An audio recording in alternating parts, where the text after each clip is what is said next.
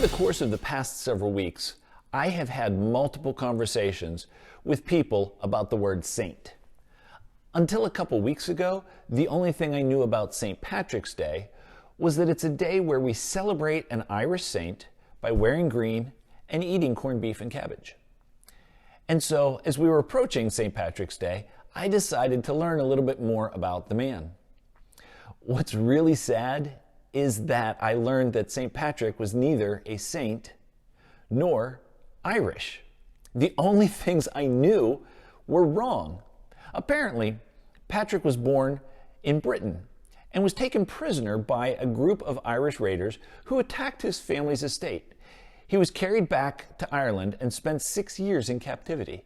It was during this time, as he worked as a shepherd, isolated and away from most human contact, that he learned to depend on and take solace in God.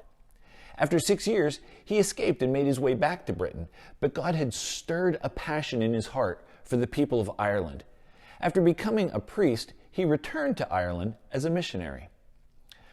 Up until Patrick began his mission work, most Irish people practiced a nature-based pagan religion. Irish culture was steeped in myth and legend. He is actually credited with bringing Christendom to the entire country of Ireland. Now, Patrick may not have fit the definition of saint from the perspective of the Catholic Church, and so it was never bestowed upon him officially. But he did fit the working definition that we find in the Bible. The Greek word that gets translated as saint literally means consecrated to God, holy, sacred, pious. What's even more interesting is that of the dozens of times the word is used throughout the New Testament, it is almost exclusively used as a plural. Paul refers to groups of Christians as saints. These are not some kind of super Christians. Saints refers to all those who have professed Christ as their Lord and Savior. Years ago, I had a pastor who referred to me as Saint JR. Actually, he had the habit of referring to a lot of people using the term saint.